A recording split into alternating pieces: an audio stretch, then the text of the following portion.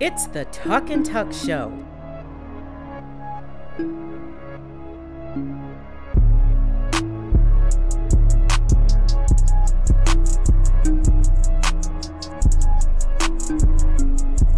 Now let's welcome the hosts of Tuck and Tuck Show, Ahmad and Khalid. Hey there, all my people from Opal. We are back here once again in our new surroundings, our new set. Everything is looking so good. This is so much better than we were at. I have to tell my producer and his wife, he did a heck of a job. We got a few things that we need to kick off here. I guess we still talking about the chili cook-off. That's this week at 11 o'clock. Come on, enter. We need more people to bring more chili because I guess we're going to have quite a few people to feed. I want to give a quick shout out to Bobby Owens. His brother was having problems after a little surgery. So quick prayer for Bobby Owens and his family. What's going on, bro? Oh, nothing. Just looking at the election from yesterday. I'm glad it's over with because I was tired of all those commercials running. That should be some type of law because everybody hates political ads. Local TV stations love it because they make all that money, man. I don't care. They need to sign a law and get rid of them. And then I see who, like DeWine won. Yeah. DeWine really don't bother me too much for some reason. Yeah. I didn't even know the other lady that was running against them. So she didn't have a lot of name recognition. Locally, Brian Burgess, he didn't win. And I know Burgess a little bit. He seemed like a really nice guy, so unfortunately, he didn't win, but I'm just glad it's over with because I hate campaign season. I hate politics and all in general, so I'm just glad it's over with. Yeah, Tim Ryan didn't win either. I thought he might pull it out, but it is what it is. Cavs playing tonight against the Kings, I believe. Yeah, they got the Kings. They lost a heartbreaking game against the Clippers. They should have won. They turned it over at the end of the game. Yeah. They were up by like 13 in the fourth and ended up blowing it. But they're still young. They got a long way to go. So I think they're gonna do a really good job. I don't know how they're gonna go to the playoffs. I don't know where they get seeded. It's early and there's always injuries. So yeah. They're only 10 games in. Yeah, it's only 10 games in. So it's a long season. Yeah, they got a long time to go, man. So we'll see how they work out. Matt gave us this sheet of stuff to talk about. I really don't, he keeps putting this UFO thing in front of us, man. I don't know what that's about, but I never followed the sheet. I just started talking. He lives out here in the country, so maybe he's out in the backyard looking for UFOs. You ever seen any UFOs? I've seen one. Well, I seen something. I don't know what it is. But now with Elon, he got all those satellites up there anyway, so you don't know if it's a UFO or satellite. Where did you see the UFO at? Oh, when we were young, coming from Akron, man. Me, Dad, and your sister. Oh, y'all seen one? What was it? Just like a light in the sky that took off? It was something, and then it is gone, right past the freeway. Wow, and that's before you were like heavy into like drugs and stuff too. That was back in the Muslim days. So I was pure. Yeah, he was clean then. No pork, no nothing. Yeah, no nothing. No alcohol, no pork, no nothing. Yeah, that's crazy. So yeah, and but yesterday I went out to I can't tell you where I went to eat because I got sick. I went out and I had some food and I got violently ill last night. And I went to work and then I came home, but it was terrible, man. I don't know what happened to me. You got to tell me so I don't go there. I got to tell you where I don't want to. It's in Oberlin, but I'm not going to tell you where it's at. But it was pretty cool. This lady took me out and she paid, and then I was wondering if I had to put out after that because I'm like, I don't know, man. It seemed like I felt kind of strange because I never. She tried to dope you. Yeah, maybe she doped you up, man. Then one of your groupies doped you up. I've never had a woman take me out on a date and pay. You know what I'm saying? Like she paid, and like she's like, I'll pay. I'm like, for real? She goes, yeah. I'm like, and I tried to say no, I've always paid, but she paid, and then I said, well. She was gonna make you pay. Yeah, maybe. It was a little bit of. It wasn't like Misery or nothing like that movie Misery, but it was cool. I didn't have no problem, but I was really glad to get out. I just got sick afterwards, and I don't know. What'd you eat? I had some nachos. Oh yeah, gotta do it. Bad cheese. Yeah, man. I don't know what it was, but man, I woke up freezing cold, and then I was shaking, and I couldn't hardly breathe. I'm like, oh, man, I almost called the ambulance, but I said, nah. She might have the old voodoo. I'll tell you. How old is this woman? Okay, I'm not going into any details. How old is this woman? I won't go into any details. I know you said you like those older women now, so she's not into voodoo, so and she didn't even cook it herself. You're lucky. Yeah, the people. I've gotten sick of that place before, and I went there years ago, and I never went back. Oh, I know what you're talking about. And then I went back, and I'm like, oh man, this is terrible. Yeah, I know exactly what you're talking. I'm not gonna say nothing. Yeah, don't say nothing. Yeah, that's not gonna be right. So they on the sheet that Matt gives us, which I never use the sheet. He wants to talk about Nick Chubb because that's not really a great topic because the Browns they're terrible. Yeah, he can do all he wants. And then they're still not. You know, they said some people are saying he's one of the best backs they ever seen, but that's so subjective because there's been like hundreds of great running backs, so you can't say he's the best between Peyton, Brown. Sanders. Even the juice was good. Yeah, the juice was good. He was tough. And then speaking of running backs, Herschel Walker is like almost in a dead heat down there in Georgia. Oh yeah, they're gonna have the runoff. That's amazing to me because Herschel Walker could barely put a sentence together.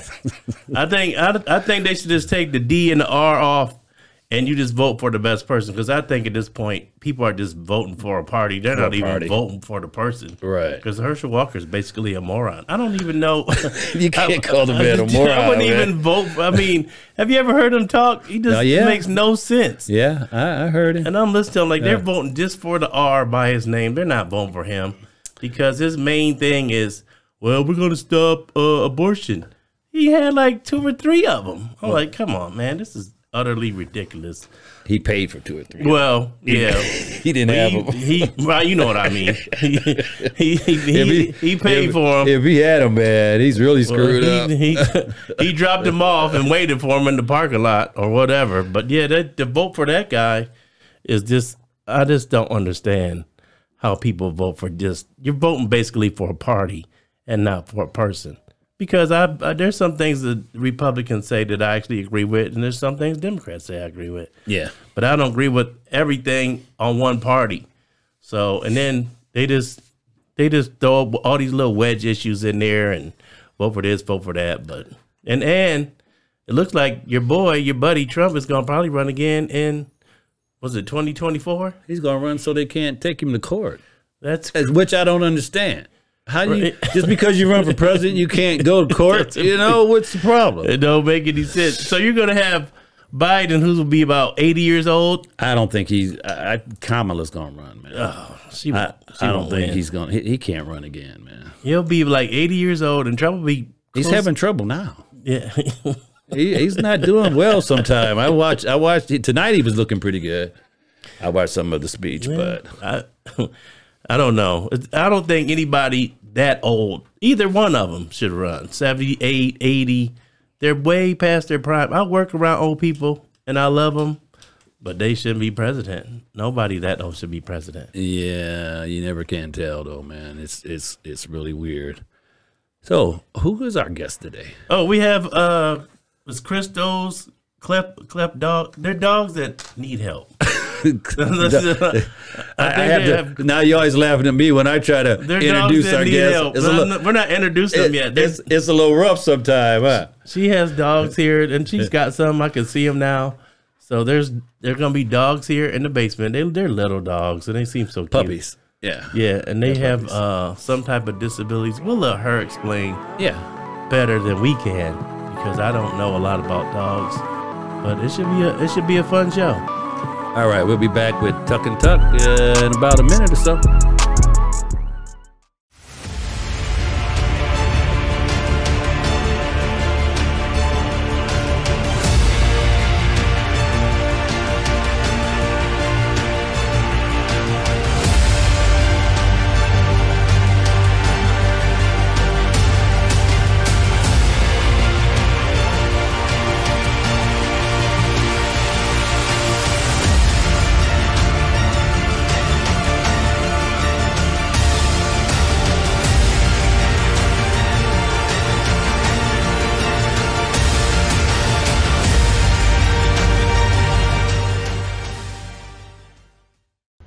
brings a couple of things with it.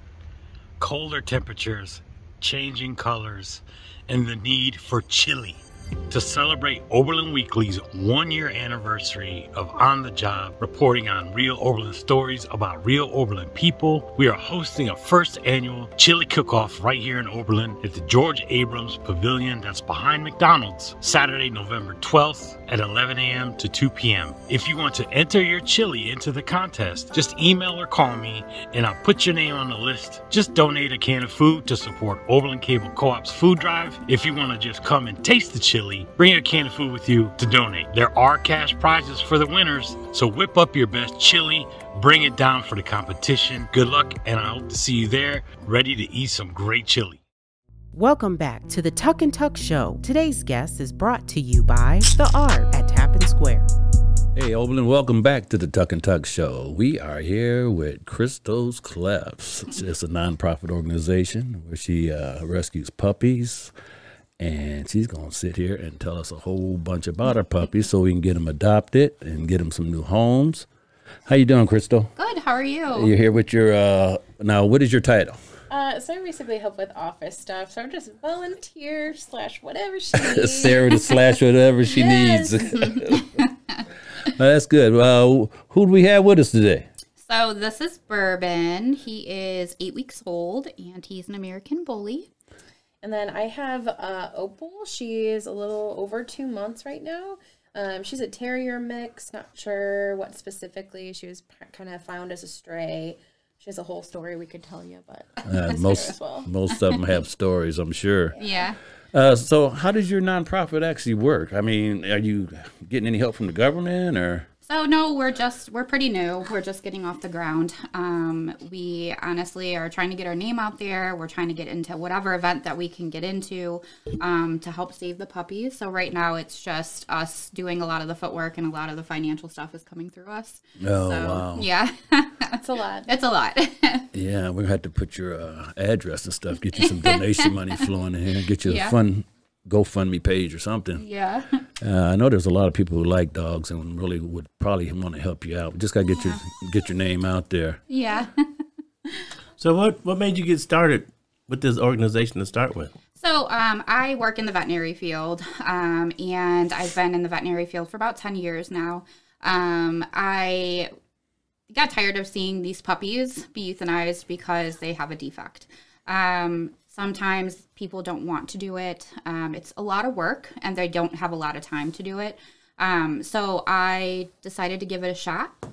So the odds were stacked against me, and people were like, you know, usually if they have one thing wrong, there's something else wrong. So you're just going to waste your time. And I found out differently. So she didn't give up, and now we're here. No. Hey. So what causes a lot of the cleft palates? Because I read some of it is like lack of folic acid, or what is the main cause of the cleft in the dog's lip? So I think in the veterinary community, they're not really 100% sure yet what causes it. There is some sort of genetic connection to it. So a lot of times if, you know, the people will have puppies they'll have clefts, we tell them not to breed like the two parents together again. If they decide to breed again, then, you know, if they have another cleft, they probably ought not to do it. So I'm not sure what the genetic link or who would carry the genetic link, but it's more common in like what we call our brachycephalic breeds, so your smush-faced breeds. They're really predisposed to it. And then it goes all the way down to, you know, just poor breeding. Just people trying to do it quickly and not really doing the health testing with it. So there's many different reasons, but, you know, genetically I'm not really sure what the link is, but there is some sort of link to it. Oh, okay. So breeders are just basically in it for the money, I take it. Well, not all of them. The good breeders are not. If you are a good breeder, when you're breeding, you're not really making money off of your puppies. You're putting it back into, you know, your pet. Yeah. Okay. So there's a lot of health testing that they have to do. There's a lot of, you know, registering their dogs and stuff like that. So if they're doing it appropriately, they're not really making money off of it. Oh, okay. Yeah. So at one given time, what's the most dogs you like have with you? Because it seems like a lot of work. Yeah, so I never have a single dog. I always have, right now I have 6 currently. I had 7, but I homed the one. So at any given time, I have probably 6+ puppies. And I get them from day one. So the day that they're born, I get them. So I have 6 neonates to 7 neonates at any given time. And to stress, she's up every 2 hours with them. Yeah. Oh, yeah, with the puppies, yeah. Yeah. Between feeding them. And I work a full-time job where I'm lucky I can bring them with me. So that helps too. But I mean, every 2 hours, it's just like a baby, taking care of a baby, literally. Yeah, that's what I was going to say. It must be like having a small child. 100%. But many small children. Yeah, many small children. 6 at one time is a lot of small children running around. So what is like the most memorable rescue you have? I can honestly say that the first dog that I ever rescued was my Cleft, Agatha, and she is the reason I started this. She's 2 years old, just celebrated her birthday in October, and the breeder was super nice and decided to give me a chance with her. So she is a bilateral cleft lip, so both of her lips are not connected. So you know, I was so invested, and she was my learning project, and just to see her every day is the most memorable thing that I think that, you know, I can think of, and she's the reason why I do this. So. Okay, because I know sometimes it's like almost having to have a hospital for dogs because there's so much. There's a lot involved with taking care of these dogs, right? Yeah. So, like she said, every 2 hour feedings, you're tube feeding these puppies, so it's not bottle feeding. It's actually inserting a tube in their mouth all the way down into their stomach, because cleft palate puppies cannot nurse because the milk will come through their nose. So they have to be tube fed every 2 hours. You have to, you know, kind of play with how much you feed them and how, you know, how often you can feed them, you know, and then along other things come with it. Like Bourbon, for instance, he has a bad skin infection because when he was born, he didn't get enough colostrum. And colostrum from moms help them build immunity. Yeah. So they're more susceptible to things like that. He also has a 4 out of 6 heart murmur. You know, when I first started learning about clefts, I was told that if they have a cleft, there's usually something else wrong with them. In my case, the 60 plus puppies that I've done, that's not always been true. So it's never been true until I met Bourbon. And Bourbon has a 4 out of 6 heart murmur, and he has something called pulmonic stenosis, which means that he will not live a long life, but we will make sure that he has a good quality life. So this is just something else that can happen, you know. Now, will he ever be able to like just eat on his own and stuff? So he does, yeah. So about 5 weeks, I start switching him over to food. And you have to teach them, they have to go straight to hard food. So they can't do like mush like some puppies do. And I have to take each kibble and put it in their mouth and teach them to swallow it instead of chewing it. Wow. Yeah, it's a very tedious. I think that's the most stressful part of the puppies is the actual weaning part of it. So. All right. We're gonna go to break, and then we'll come right back.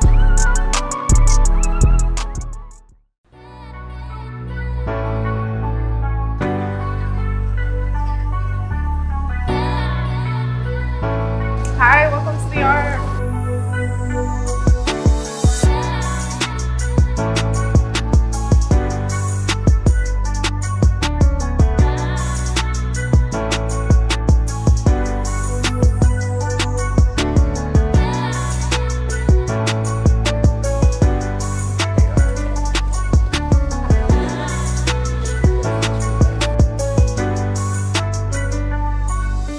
Thank you. Have a great day. Come again.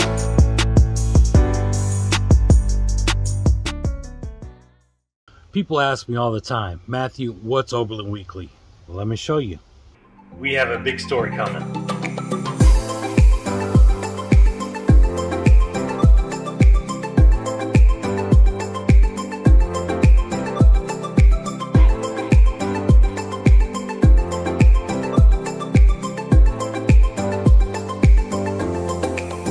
Real Oberlin stories, real Oberlin people. Welcome back to the Tuck and Tuck Show. Today's guest is brought to you by The Art at Tappan Square. All right, we're back with Bourbon and Crystal's Cleft Palate dogs. So I was wondering about like the adoption process because I mean, even if you love dogs, it's a lot of work for you to take care of these type of dogs. So how does that adoption process work? So we are redoing our whole adoption process at the moment, but we on our website we have where our adoptable dogs are listed as they become available. We do put the applications up. The applications usually are open for a week. After a week, we close applications, and then I give myself about a week to go through them. After that, we kind of narrow it down to the best ones that we feel would be a good process. After that, we do home checks. So we go and we actually visit the homes. We make sure that the homes are appropriate. People are who they say they are. They live where they say they live. References as well. Yeah, we check their references. As long as everything is good with their applications and, they check all the boxes, we move on. After that, we do a 2-week trial. During that 2-week trial, it's a getting to know each other. So you get to know the puppy, you get to see if this is really something that you're interested in. At the end of the 2 weeks, that's when we finalize. But during those 2 weeks, we, if it doesn't work out, there's no hard feelings. It's just, it is what it is. It is what it is. We're looking for a perfect home for the puppy. Yeah, I know we adopted a cat, and we had like 4 pages of paperwork we had to fill out. Yep. And then they came in, looked at the house, and I was like, well, this is just like getting a kid. Yeah. It's a lot of paperwork. It's a lot of work. Yeah. Does it cost a lot to adopt a dog? Yeah, so different places charge different things. We kind of try to keep everything across the board even. So I don't necessarily do it, breed specific. I don't say, oh, she's a pug, so I'm going to adopt her for more. I'm not really looking, obviously we're a nonprofit, so we're not looking to make money. We're just trying to put money in the pot to take care of the next set of puppies. Yeah. So we try to make it reasonable for everybody, but at the same time, move on and help other puppies that need it. So how can people get involved with helping you? Because I know some people say, well, I love dogs, but they might not know how to actually help with these dogs. So how do people get involved that want to get involved and help you with your dogs? Like I said, we're pretty new, but I'm always looking for fosters. The first 5 to 6 weeks of life, getting them, tube fed and then switched over food, that's pretty tedious. So that's something that I have yet to be able to trust people with. But at that point, once they're weaned, they're pretty much like normal puppies. So we're looking for people to foster who may be interested in fostering them. You can go to our website and check that out. We have foster applications on there as well.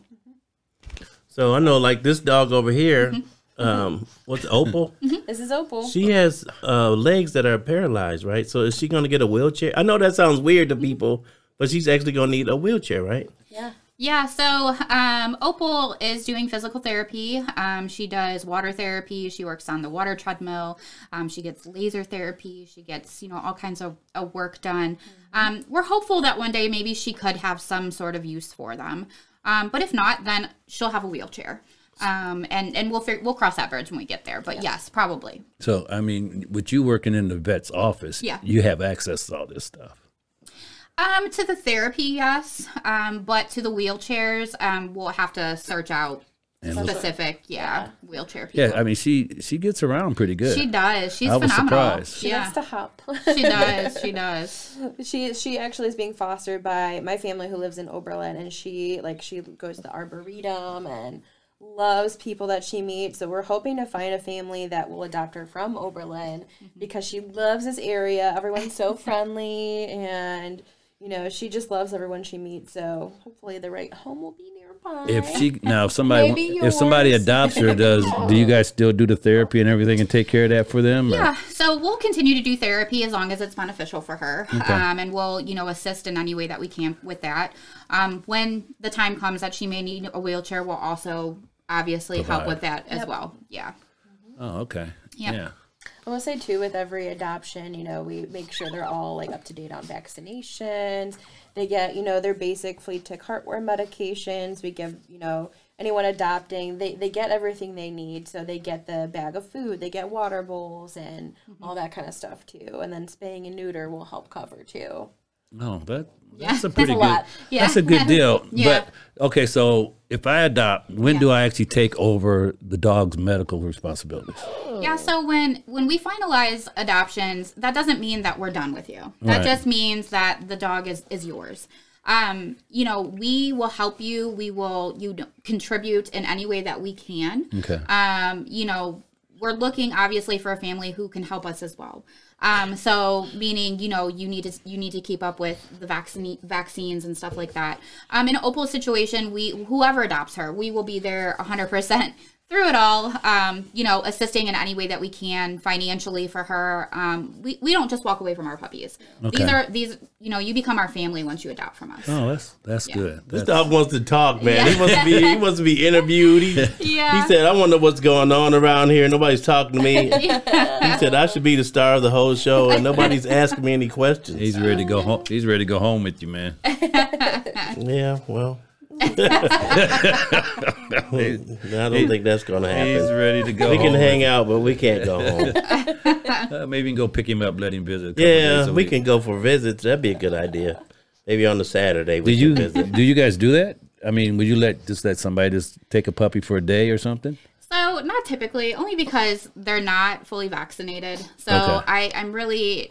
It's really difficult to, you know, let puppies go, especially not being fully vaccinated, because you worry about parvo and stuff like that, infectious diseases. So I have no problem having people come over and visit and have puppy dates at my house, but yeah. We are starting to do more pack walks as well. Okay. So like recently we just had a Halloween pack walk. So anyone that had like a vaccinated dog, they can meet up with us, get to know our rescue, and then just, you know, get to know us a little bit more. So you can do that as well. Okay. All right. Do you have any other events going on coming up?